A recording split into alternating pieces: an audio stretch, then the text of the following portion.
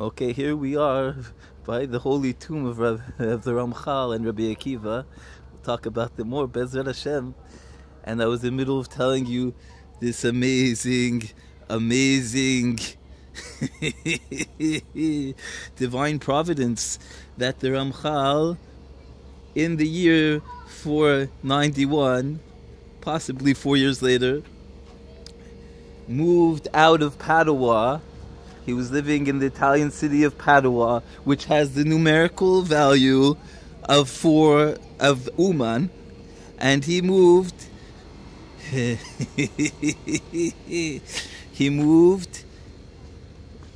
to Frankfurt. He was forced to move. He was facing tremendous diatribes and contention from all types of rabbis who knew nothing of him and lived hundreds and maybe even thousands of miles away. But without a choice, he had to move out, and he moved to Frankfurt from Padua. Frankfurt, check this out. Frankfurt has the numerical value of Nach, Nachma, Nachman, exactly, without the word MeUman, because he was coming.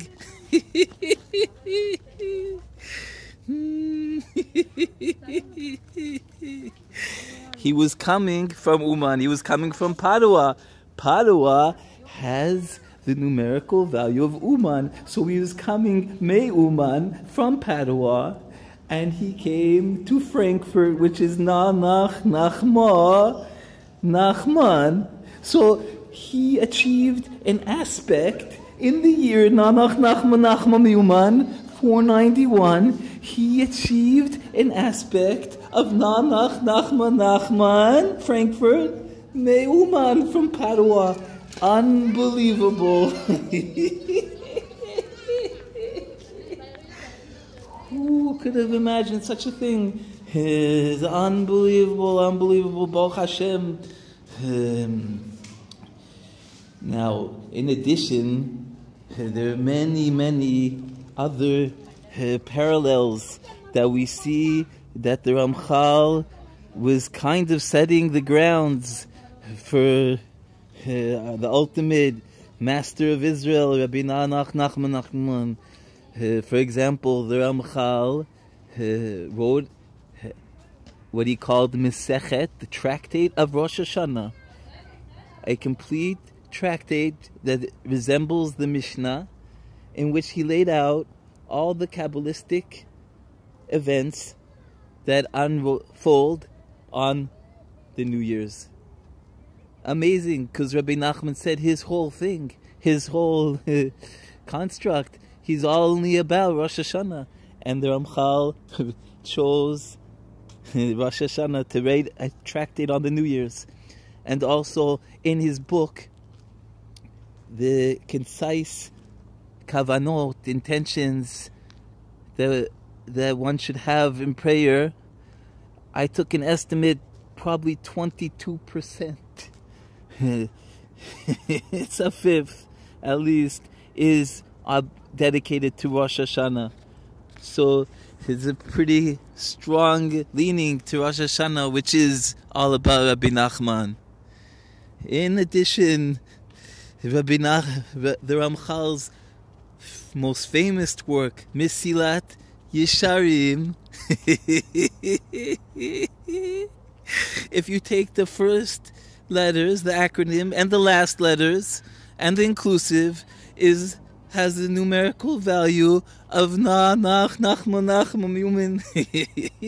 And this book, we have a tradition that Rabbi Nachman told certain followers of his, to study this book and fulfill it, and to go in the ways of Mesilat Yesharim, the path of the just. And in the Mesilat Yesharim, and sometimes it's published with the Mesilat Yesharim, there's an introduction, so sometimes it's printed in the back, Derech Eitz Chaim, which is really from a different place, but they like printing it with the Mesilat Yesharim. And in the first chapter of Mesilat Yesharim, the Ramchal writes the importance of doing hispodedut, to ask yourself, how did the sages, how did our forefathers merit to what they merited? How to take an accounting, to speak. This is what he says, and he says if a person doesn't do this every day, then he's completely, entirely in the hands of the evil inclination. The Ramchal says this, and this the Ramchal says, but he didn't have the power to get people to do it. Baruch Hashem, certain people listen, but only Rabbeinu came and really took up the cause. But the Ramchal already set this down very strong and very clearly, the importance of his bodedus.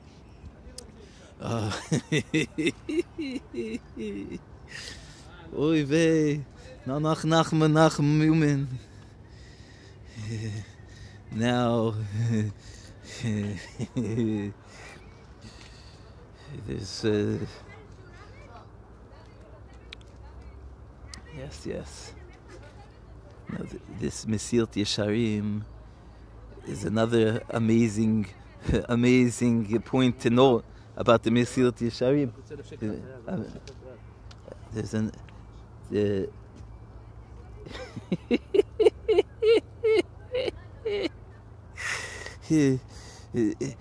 in the books of Rabbi Nachman, so he's quoting from all the sages, from the Talmud and the Zohar. Even sometimes, the latest he goes is like to the sages. The Reshit Chachma is quoted, which was written by a student of Rav Moshe Cordovero, but that's still hundreds of years before Rabbi Nachman. But it's already it's quoted once maybe, and certainly in the later books that were put together based on Rabbi Nachman's main teachings, like the Outpouring of the Soul.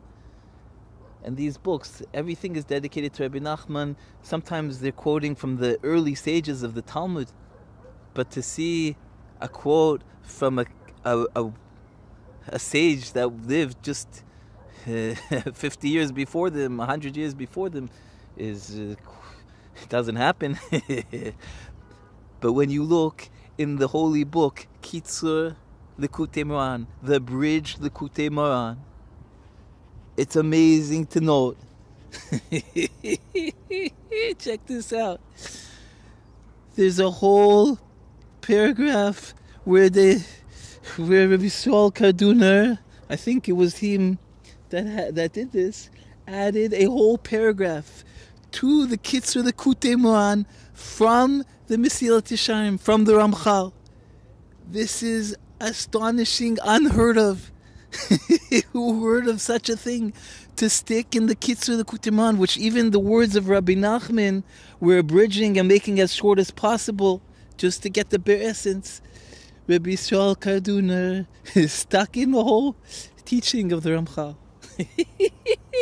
Unbelievable. Baruch Hashem. And this, we see that the Ramchal and Rabbi Nachman are very much going together in this holy spot where you're seeing me filming.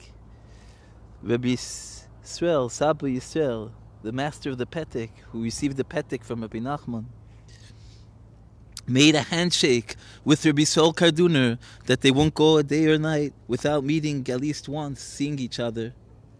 And they kept it all, except for one Yom Kippur they missed. But that went down over here. That which Saba says, the whole continuation of Breslev, was completely contingent on this handshake. Happened right here. Many of the Nanach merited to realize the truth of Nanach and have the ability to pursue this truth in merit of the Ramchal, because there is a gap.